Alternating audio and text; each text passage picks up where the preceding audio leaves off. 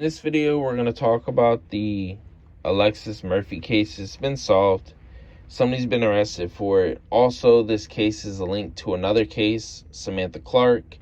And I'll get into that a little later on in the video. But if you want to check that video out, you can I'll leave a link in the description below. But let's get into it. Alexis T.R.R. Murphy was 17 at the time of her disappearing on August 3rd, 2013. All Alexis was doing was going to Lynchburg, Virginia to get her hair done because the school photos were coming up. Alexis was never heard from or seen again. The grandmother of Alexis was getting worried when she realized her granddaughter did not come home after her curfew was up. As a teen, parents give their children a curfew.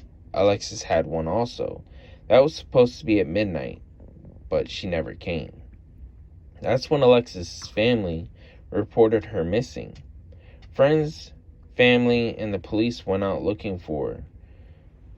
The search came up with nothing. It was like Alexis dropped off the face of the earth until the police went to a gas station. This was a Liberty gas station in Livingston, Virginia. This is where CCTV footage spots Alexis at this gas station. One thing stood out in the footage the police looked over was a middle-aged man with a tattoo on his neck, a Daffy Duck, holding the door open for Alexis and talking to her for a brief moment. Alexis left in her white 2003 Nissan Maxima behind the middle-aged man's camo truck, going away from the city of Lynchburg. The investigators asked around to try to find out who this middle-aged man was driving the camo truck at the Liberty gas station. Come to find out, this man's name is Randy Taylor. Taylor was in his 40s back in 2013. He is also the prime suspect in the disappearance of Samantha Clarke, who went missing 3 years prior. As I said, I have a video on that. You can check that link in the description below. But long story short, in 2010, Samantha Clarke was 19, just graduated high school, and she got a phone call and she left the house, and nobody's seen her. Come to find out later on in the investigation, Randy Taylor knew who she was, and they met a couple of weeks prior to her disappearance.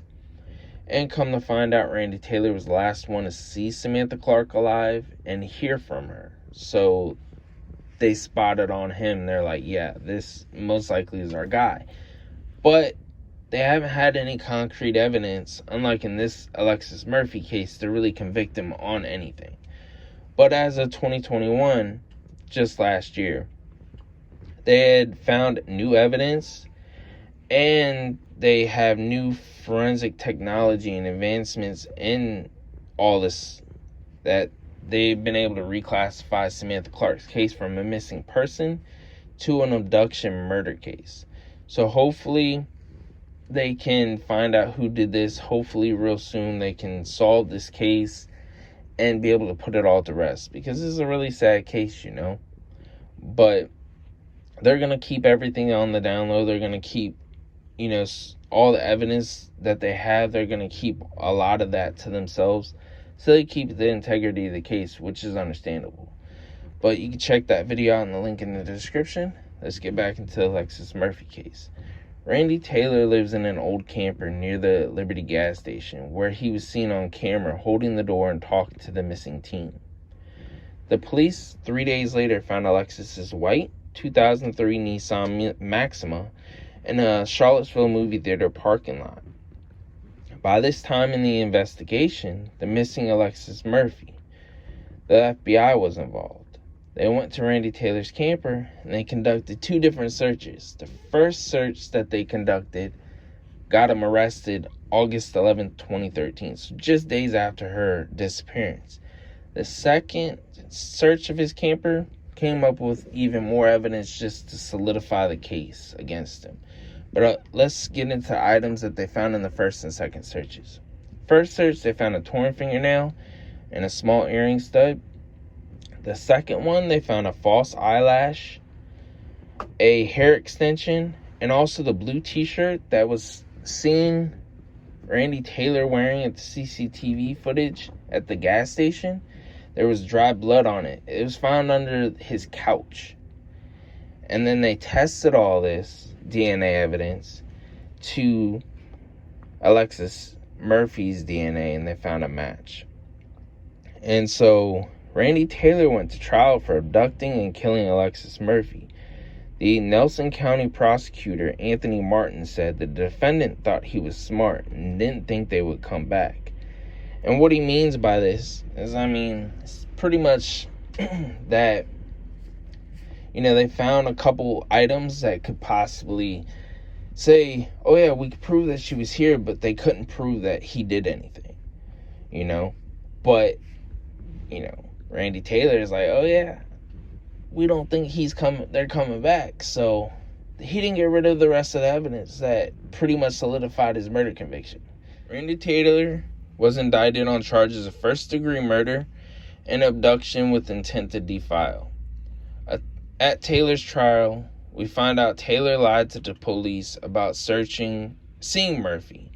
He also lied about him never being at the Liberty gas station when he actually was there. Randy Taylor eventually changed his story that night of August 3rd.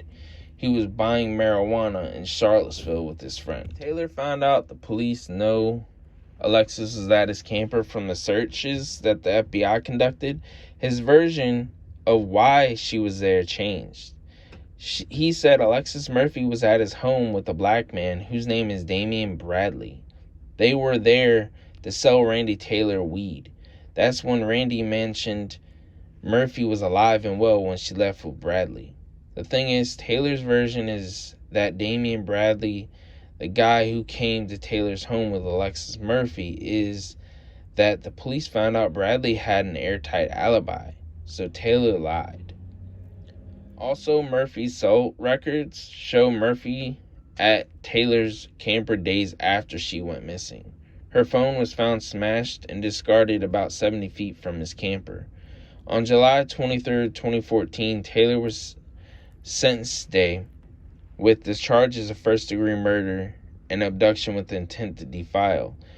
Taylor's attorney told the judge his client claimed a third person had committed the murder and that Taylor knew where Murphy's body was. Randy Taylor offered to show the authorities where Alexis Murphy's body was in exchange for less time in prison of just 20 years. Judge Gamble said no deal and sentenced the Taylor to serve 2 consecutive life sentences here in Virginia.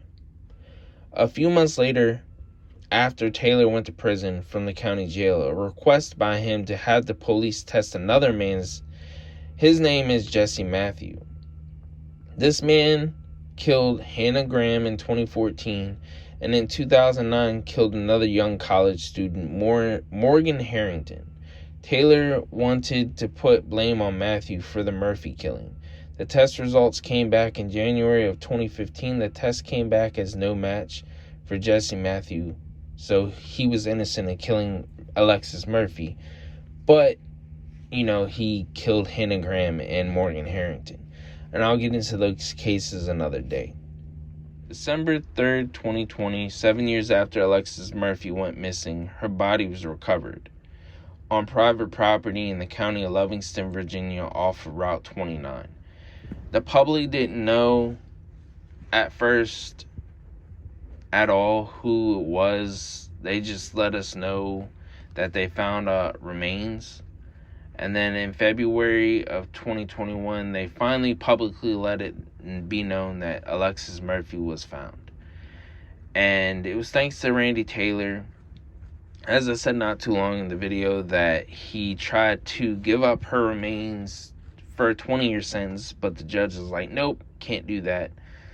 Still sentenced him to 2 consecutive life terms for his murder and abduction with intent to defile of Alexis Murphy. At least the family gets to mourn her and do what they need to do to, celebrate her life and whatnot. It's just a really sad case. And hopefully, knowing, the related case of Samantha Clarke, you guys can get the word out there and we can hopefully get that case solved too. But let me know in the comments section below what you guys think, and I'll talk to you guys in the next video.